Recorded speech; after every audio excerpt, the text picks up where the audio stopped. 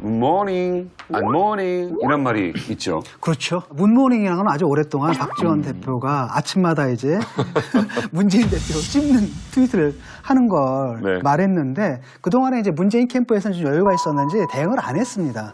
그러다가 안철수 후보의 지지가 팍 올라오니까 턱밑까지 추적을 하니까 그때부터 이제 반격이 시작된 거죠. 네. 그래서 요즘은 이제 안모닝입니다. 확실한 검증에 해당하는 것도 있지만 네. 네거티브도 굉장히 많거든요. 네. 그래서 서로 이제 싸우는 데다가 또 하나는 뭐냐면 이쪽만 붙은 게 아니에요. 또 어디도 붙었냐면 자유한국당과 바른정당도 열심히 문재인을 갖다가 때렸는데 아니 안철수 지지가 오르는 거예요. 아차 싶었든지 그냥 갑자기 이제 또 다시 이 사람들도 지금 가세를 하는 중이거든요. 네. 네거티브와 검증의 차이가 정말 백지장 한 장 차이입니다. 정치학적으로 이야기한다면은 네거티브는 거짓이나 또 현혹된 정보를 통해서 상대방을 비방하기 위한 네거티브를 하고 네. 검증은 사실인 정보를 바탕으로 해서 문제 제기를 하는 것을 검증이라고 합니다. 그래서 이제 그 차이가 있어요. 그런데 이제 대통령제 국가에서 네거티브가 많습니다. 그렇죠. 기본적으로 왜냐하면 의원 내각제 국가에서는 네거티브가 크게 할 이유가 없어요. 정당 대 정당의 싸움이기 때문에 개인에 대한 공격이 없어요. 네거티브는 기본적으로는 개인에 대한 공격입니다. 그래서 네거티브 가장 발달된 나라는 역시 미국입니다. 한국의 네거티브는 네거티브도 아니에요. 아, 세더라고요. 네, 그러니까 예를 들어서 특정인을 가려서 이렇게 비난했습니다. 악마, 전쟁광, 학살자. 자, 이거 윤석열 대통령이 그때 이 정도면은 뭐 히틀러나 예. 뭐 스탈린 정도인데 어마무시한데요. 링컨이요, 링컨. 링컨이에요? 링컨에 대해서 옛날에? 상대 후보가 비난했던 것이 이거였어요. 미국 선거는 그렇습니다. 이게 이번에 힐러리를 비난한 트럼프의 이야기입니다. 한국 같으면 명예훼손 내지는 허위사실 유포로 이미 몇 번 들어갔을 거예요. 그동안 힐러리가 어떻게 더러운 부자가 됐느냐. 돈이 클린턴 재단으로 막 쏟아져 들어왔다. 누구로부터? 범죄자로부터, 독재자들로부터, 외국의 적들로부터. 힐러리는 이 돈 낸 사람들하고 거래를 했다. 이제 힐러리는 FBI가 수사에 착수했다. 이것도 사실관계가 명확치 않은데 이제 했다 한 겁니다, 그냥. 뭐 이메일 그다음에 그런 것도 힐러리는 결국은 수십 년 동안 거짓말 장이고 추문에 휩싸여왔다. 이것도 우리 같으면 말이 안 되는 거죠, 거짓말 장이. 애매하네요. 그리고 나서 힐러리의 부패는 이제 끝났다. 왜? 트럼프가 대통령이 되기 때문에. 이제 이런 식의 광고를 하는데 이건 굉장히 약한 편입니다. 그런데 우리나라에서는 왜 이제 더 민감하게 반응하냐. 절교한 사람에 대해서 험담을 하지 말아라. 그렇죠. 이게 이제 우리 유교 문화인데. 침 뱉고 돌아서지 마라. 그러니까 그런 건데 미국은 전직 대통령인데 새로운 후보가 싸워나면 전직 대통령의 정책을 가지고 싸운 경우가 많아요. 업적 있지 않습니까? 그 업적이 노출이 잘됐다 됐으니까. 잘못했다. 그러나 우리는 전직 대통령이 선거 후보가 나오지 않습니다. 그러면 특정 후보에 대해서 속된 말 공격할 게 없어요. 정책이 없으니까 공적이 없으니까 우리 뭐 문재인 후보, 안철수 후보 정책이나 공적을 가지고 공격할 게 없어요. 왜? 공직 경험이 별로 없으니까. 그럼 뭐냐? 개인의 역히스토리, 과거에 뭘 했다 이런 식으로 공개하다 보니까 한국 사회가 오히려 더 네거티브가 미국과 다른 차원의 네거티브가 많은 겁니다. 문재인 후보는 뭐 청와대라도 있었다고. 그러니까 이제 치지만 우리가 근데 네거티브가 효과적인 건 이런 거예요. 심리학 용어로 부정성 효과 이론이라 있어요. 네거티브 이펙트 시어리라는 게 있는데 모든 사람들은 자꾸 부정적인 이야기에 더 민감하게 반응하고 오래 기억합니다. 그러니까 모든 후보들이 부정적인 네거티브의 유혹을 느낄 수밖에 없는 거예요. 선거 막판에 되면 더 효과적이니까. 근데 이제 문재인 후보 아들 문제 얘기할 때 저는 찬성했어요. 계속 얘기하라. 그러면은 검증이 되면서 네. 맞는 얘기는 남을 것이고 잘못된 얘기는 사장될 것이다. 그리고 나한테는 취약하지만 불편한 진실이 될 수가 있어요.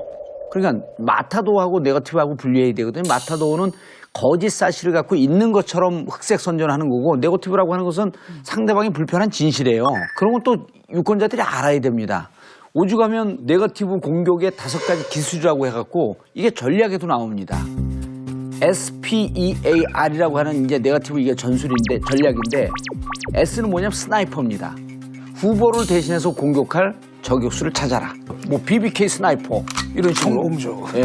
그러니까 두 번째 상대방이 공격에 대비할 수 없도록 고정된 틀을 주지 마라. 네. 그냥 여러 가지 형태로 하는 거예요. 그 문머닝, 안머닝은요. 형태가 있기 때문에 귀여운 거예요. 그래서 세 번째가 지우면서도 공감할 수 있게끔 해라. 예를 들어서 홍준표 같은 경우가 아주 그냥 재수없다고 소금을 뿌리니까 도민들이 뭐라 그러냐면 그걸 또 자기한테 이용해갖고 썩지 않는 정치라고 하는 도민들의 덕담으로 받아들이겠습니다. 야, 그건 괜찮다 그대요. 아니 그건 멘탈 갑이야 이거는. 그래서 쉬우면서도 공감할 수 있는 easy and emotion. 정밀하게 타격해 정타를 날려라. aiming. 그다음 마지막에 공격을 계속 이어가라. rally. 그래서 이렇게 구체적인 정치학의 전략이 나올 정도로 네거티브라고 하는 게 있는데 동전의 양면인 거죠. 저는 개인적으로 제가 뭐 여기에 좀 능해서 그런지 모르겠지만 저는 이거 하는 거 좋다고 봐요. 그리고 네거티브라고 했고 문제지게 딱 나오면 당황하면서 해명을 합니다. 급히 대답하면서 자꾸만 꼬이거든요. 이거로 두들겨 맞든 이거로 박수를 받든 일관성 있고 잘 준비된 상태에서 좀 답변을 하면 공격하는 측에서도 잘 준비되니까 우리가 함부로 공격하면 안 되겠구나 하는 이게 되는데 공격하고 답변하면 재밌어요. 막 얼토당토하게 답변을 하니까. 그래서 저는 후보들이 이런 것에 대응하는 것을 좀 더 정치적으로 성숙하게 대응하는 이 기술도 난 좀 키울 필요가 있다고 보는 거예요. 무조건 이겨라. 선거에서 이런 이야기 했어요. 정정당당한 2등은 아무도 알아주지 않는다. 아프다. 아픈 이야기입니다. 이게 그런데 이 정치에서. 네거티브는 참 안 좋은 거예요.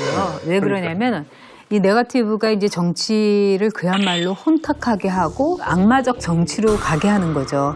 그래서 네거티브를 이렇게 하게 될 경우에는 이거는 언제나 이미지 폭파 작전이라고 보면 돼요. 유권자들로 하여금 호감을 갈 수 있는 면을 완전히 폭파시키는 거예요.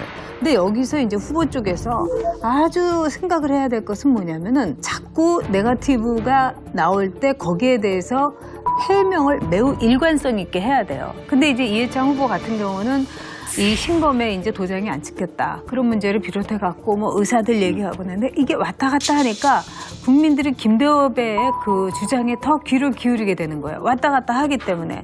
그리고 이제 문재인 후보 같은 경우도 처음에는 50만 원에 주고 샀다. 그러다가 나중에는 뭐 1,000만 원, 2,500만 원을 빌려줬는데 뭐 또 그거를 갚는 과정에서 이러면서 자꾸 얘기를 하게 되면은 뭐가 되냐면 우리가 크레파스를 가지고 자꾸 덧칠을 하게 되면 결국 까맣게 돼요. 홍 도사님. 예.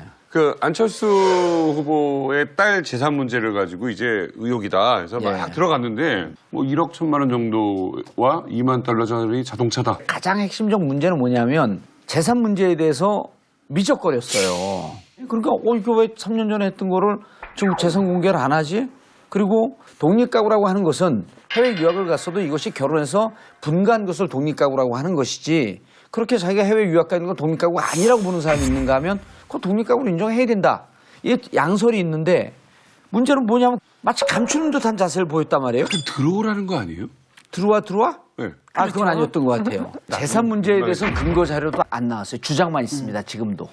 재산이 이렇게 있습니다라고 하면 재산 목록, 그 다음에 재산이 형성되는 과정도 주장이거든요. 그래서 이 부분에 대해서는 말끔하진 않아요. 이 문제는 네? 자료 제출하면 끝나는 문제예요. 그렇죠. 자료 그냥 제출- 기다리면 돼. 네. 이해권도 이거는 검증할 만하잖아요. 왜냐하면 직계 가족의 재산 문제거든요. 그렇죠. 요건이 있잖아요. 일단 자기소득이 있을 것, 그다음에 세대 분리가 될 것. 그런데 자기소득이 있다라고는 합니다. 근데 세대 분리가 됐는지 안 됐는지 이건 좀 애매모호한 부분이 있기 때문에. 유학생의 경우는 세대 분리를 쳐요. 그러니까 예를 들어서 그게 아니다. 안 된다라는 또 견해가 있잖아요. 그렇죠. 그렇기 때문에 거기에 대해서는 검증이 있고 그다음에 저쪽에서 해명을 했죠. 그다음에 그 해명을 갖다가 그 물증으로 자료 제출하면 되는 거예요. 제출하면 이게 간단하게 끝나는 문제입니다. 이제 안철수 후보는 앞으로 더 많은 이야기가 나올 겁니다. 1, 2에 오르고 한 게 얼마 안 되지 않았기 때문에 타켓트가 되지 않았던 겁니다. 민주당이 그동안 이게 뭐야 하면서 내 공격하겠죠. 그런데 공격한 것 중에는 어이없는 것도 있을 겁니다. 뭐 이런 말 있어요. 유권자는 증오하나 언론은 사랑하고 그다음에 후보자는 필요한 것. 특히 이제 언론이 문제입니다, 사실은. 자, 검증이냐 네거티브냐 저는 몇 가지 단어가 떠오릅니다. 조폭, 표창, 취업, 상속, 선의, 1+1, 상황 뭐 등등 이런 단어들이 있잖아요. 이렇게 뭔가 검증되고 이렇게 화제가 되는 게. 자, 그렇다면 문재인 후보를 향한 3D, 5G 공격에 대한 얘기를 해보겠습니다. 그 업계에서 쓰는 용어가 있는데 그 용어를 그 식으로 읽지 않는다는 거는 좀 생소하다는 뜻은 분명히 되는 거죠. 그런데 이제 저는 3D가 아니라 3D로 읽은 것까지는 좋은데 저는 그럴 때 좀 소탈하게 제가 이렇게 읽다 보니까 3D라고 했습니다. 이러면서 웃으면서 넘어가야 되는데 그거를 5G라고 끝까지 또 고집스럽게 그걸 읽는 걸 보고 이 양반이 좀 용량이 그렇게 생각보다는 크지 않는 것 같다. 좀 여유 있게 유머러스하게 넘어가면 좀 어떨까? 유머 좀 있으면 좋겠어요. 그러니까요. 그러니까- 대통령 후보가 예. 이 3D 그러니까 이제 프린터를 3D라고 하는 거는 조금 깨긴 깨죠. 그러니까 이게 완전히 이게 유치한 거잖아요. 이게 뭐 하는 짓입니까? 그래서 결국은 또 한글학교까지 나왔어요. 맞아요. 완전히 이거야말로 진짜 현실 코미디다. 그러니까 안철수 후보가 이제 뭐가 자부심이냐, 난 그 업계에 있고 IT 쪽은 내가 빠삭하다라는 그 자신감을 내세웠고, 쉽게 말하면 거대한 프레임이 있어요. 어떤 프레임이냐면은 나는 적폐청산이 아니라 미래를 보고 있다. 미래는 4차 산업혁명이다. 그 중에 한 부분이 3D 프린터다. 그래가지고 이런 생각을 읽고 요걸 갖다 살짝 얹으려고 시비를 건 겁니다. 그러니까 이걸 딱 보니까 야, 이게 뭐냐, 너무 유치하다. 그리고 솔직히 4차 산업혁명에 대해서 나는 안철수 후보가 뭐 대단히 알고 있다고 보지 않거든요. 자, 홍준표 후보의 거침없는 발언, 창의력은 대단하시다는 생각이 듭니다. 아니 왜 그런 말 관심을 있잖아요. 성격이 운명을 만든다고. 이거는 홍준표 후보의 스타일이 이렇게 될 수밖에 없는 거예요. 우리 전 작가님 좀 첨부하자면은 성격, 앤드 이제 트럼프 흉내 좀 내는 거 아닌가. 스트롱맨 흉내를 좀 내는 게 아닌가 싶어요. 근데 기본적으로 본인 성격이 좀 그렇지 않나 싶어요. 아니 근데 난 막 던지는 것 같은데 알고리즘이 다 있어요. 그래서 전략적으로 계산되면서 던지는 게 있고 네. 또 어떨 때 보면 실수로 던지고 난 다음에 나중에 알고리즘 맞추고 만들어. 이 이중이 동시에 있어요. 저는 분명한 계산된 전략은 갖고 움직이는 사람이라고 봐요. 예, 그건 그렇죠. 저는 이분이 이제 사실 그건 그래요. 그 트럼프 흉내 내는 것도 있지만은 사실 그 정치인으로서 검증된 거는 그 스나이퍼 노릇 하는 거거든요. 근데 그 스나이퍼 노릇도 옛날에 하던 방식이에요. 쌍팔년 방식. DJ 스나이퍼였잖아요. 그러니까 그러다 보니까 이제 공약도 준비가 안 되어 있고 공약도 없어요. 빈 곳으로 남은 게 굉장히 많습니다. 그러니까 할 수 있는 게 그거밖에 없는 것 같아요. 도덕의 개념, 선악의 개념을 다 털어내면 나는 캐릭터는 홍준표가 제일 좋아요. 시원하게 하고 그다음에 좀 솔직하고 그다음에 이제 옛날에 이제 제가 몇 번 그 방송 진행하면서 그 인터뷰를 하잖아요. 네. 그럼 그 보통 정치인들 빼는 사람들 많아요. 그런데 아니라 그냥 속에 있는 말 그냥 있는 그대로 하니까 정말 인터뷰할 때 정말 좋더라고요. 근데 이런 홍 거죠. 후보는 네. 지금 목표가 명확해요. 그렇죠. 네. 그냥 대선에서 물 건너는 이겨가지고 거죠. 대통령이 되겠다는 게 아니라 얼떨결에 들어온 자유한국당을 확실하게 접수를 해가지고 이번 선거에서 자기의 포지션을 잡아서 당을 홍준표 당으로 만들겠다. 이런 목표밖에 없어요. 싸움일 때 개인에 대한 공격이 없어요. 개인에 네거티브는 대한 기본적으로는 개인에 대한 공격입니다. 그래서 네거티브 가장 발달된 나라는 역시 미국입니다. 한국의 네거티브도 아니에요. 아, 세더라고요. 네, 그러니까 예를 들어서 특정인을 가려서 이렇게 비난했습니다. 악마, 전쟁광, 학살자. 자, 이거 윤석열 대통령이 그때 이 정도면은 뭐 히틀러나 예. 뭐 스탈린 정도인데 어마무시한데요. 링컨이요, 링컨. 링컨에 대해서 옛날에? 상대 후보가 비난했던 것이 이거였어요. 미국 선거는 그렇습니다. 이게 이번에 힐러리를 비난한 트럼프의 이야기입니다. 한국 같으면 명예훼손 내지는 허위사실 유포로 이미 몇 번 들어갔을 거예요. 그동안 힐러리가 어떻게 더러운 부자가 됐느냐. 돈이 클린턴 재단으로 막 쏟아져 들어왔다. 누구로부터?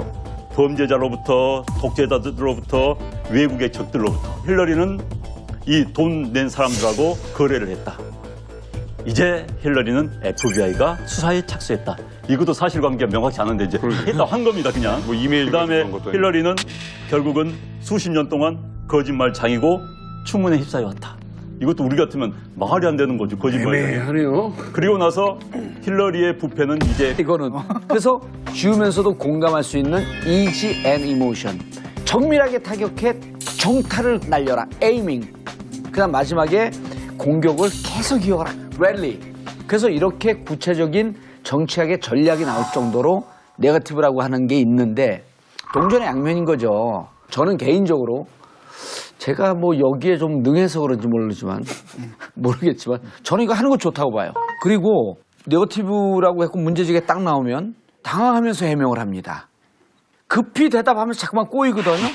이거로 두들겨 맞든 이거로 박수를 받든 일관성 있고 잘 준비된 상태에서 좀 답변을 하면 공격하는 측에서도 잘 준비되니까 우리가 함부로 공격하면 안 되겠구나 하는 이게 되는데 공격하고 답변하면 재밌어요. 막 얼토당토하게 답변을 하니까. 그래서 저는 후보들이 이런 것에 대응하는 것을 좀 더 정치적으로 성숙하게 대응하는 이 기술도 난 좀 키울 필요가 있다고 보는 거예요. 무조건 이겨라. 선거에서 이런 이야기 했어요. 정정당당한 2등은 아무도 알아주지 않는다. 아프다. 아픈 이야기입니다. 이게 그런데 이 정치에서. 네거티브는 참 안 좋은 거예요. 왜 그러냐면 이 네거티브가 이제 정치를 그야말로 얘기할 때 저는 찬성했어요. 계속 얘기하라. 그러면은 검증이 되면서 네. 맞는 얘기는 남을 것이고 잘못된 얘기는 사장될 것이다. 그리고 나한테는 취약하지만 불편한 진실이 될 수가 있어요. 그러니까 마타도하고 네거티브하고 분리해야 되거든요. 마타도는 거짓 사실을 갖고 있는 것처럼 흑색 선전하는 거고 네거티브라고 하는 것은 상대방이 불편한 진실이에요. 그런 건 또 유권자들이 알아야 됩니다. 오죽하면 네거티브 공격의 5가지 기술이라고 해갖고 이게 전략에도 나옵니다. SPEAR이라고 하는 이제 네거티브 이게 전술인데 전략인데 S는 뭐냐면 스나이퍼입니다. 후보를 대신해서 공격할 저격수를 찾아라. 뭐 BBK 스나이퍼 이런 식으로. 성공조. 예. 그러니까 두 번째, 상대방이 공격에 대비할 수 없도록 고정된 틀을 주지 마라. 네. 그냥 여러 가지 형태로 하는 거예요. 그 문머닝, 안머닝은요 형태가 있기 때문에 귀여운 거예요. 그래서 세 번째가 지우면서도 공감할 수 있게끔 해라. 예를 들어갖고 홍준표 같은 경우가 아주 그냥 재수없다고 소금을 뿌리니까 도민들이 뭐라 그러냐면 그걸 또 자기한테 이용해갖고 썩지 않는 정치라라고 하는 도민들의 덕담으로 받아들이겠습니다. 야, 그건 괜찮다 그대요. 아니 그건 멘탈 갑이야. 굿모닝, 안모닝 이런 말이 있죠. 그렇죠. 문모닝이라는 건 아주 오랫동안 박지원 대표가 아침마다 이제 문재인 대표 씹는 트윗을 하는 걸 네. 말했는데 그동안에 이제 문재인 캠프에서는 좀 여유가 있었는지 대응을 안 했습니다.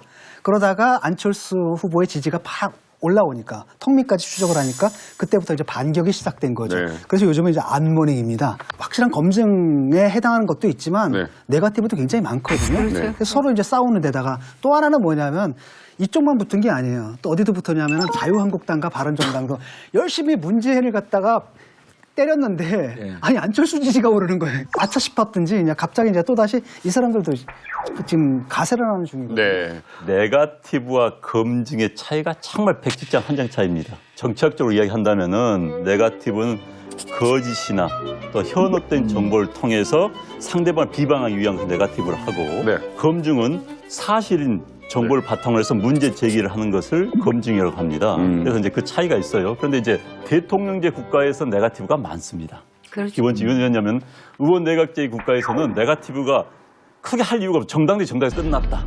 왜? 트럼프가 대통령이 되기 때문에. 이제 이런 식의 광고를 하는데 이건 굉장히 약한 편입니다. 그런데 우리나라에서는 왜 이제 더 민감하게 반응하냐? 절규한 사람에 대해서 험담을 하지 말아라. 그렇죠. 이게 이제 우리 유교 문화인데. 침 뱉고 돌아서지 마라. 그러니까 그런 건데 미국은 전직 대통령인데 새로운 후보가 싸워나면 전직 대통령이 정책을 가지고 싸운 경우가 많아요. 업적이 있지 않습니까? 네. 그 업적이 노출이 잘돼서 됐으니까. 잘못했다. 그러나 우리는 전직 대통령이 선거 후보가 나오지 않습니다. 그러면 특정 후보에 대해서 속된 말 공격할 게 없어요. 정책이 없으니까 공적이 없으니까 우리 뭐 문재인 후보, 안철수 후보 정책이나 공적을 가지고 공격할 게 없어요. 왜? 공직 경험이 별로 없으니까. 그럼 뭐냐? 개인의 역히스토리, 과거에 뭘 했다 이런 식으로 공개하다 보니까 한국 사회가 오히려 더 네거티브가 미국과 다른 차원의 네거티브가 많은 겁니다. 문재인 후보는 뭐 청와대라도 있었다고. 그러니까 이제 치지만 우리가 근데 네거티브가 효과적인 건 이런 거예요. 심리학 용어로 부정성 효과 이론이라고 있어요. 네거티브 이펙트 시어리라는 게 있는데 모든 사람들은 자꾸 부정적인 이야기에 더 민감하게 반응하고 오래 기억합니다. 그러니까 모든 후보들이 부정적인 네거티브의 유혹을 느낄 수밖에 없는 거예요. 선거 막판에 되면 더 효과적이니까. 근데 이제 문재인 후보 아들 문제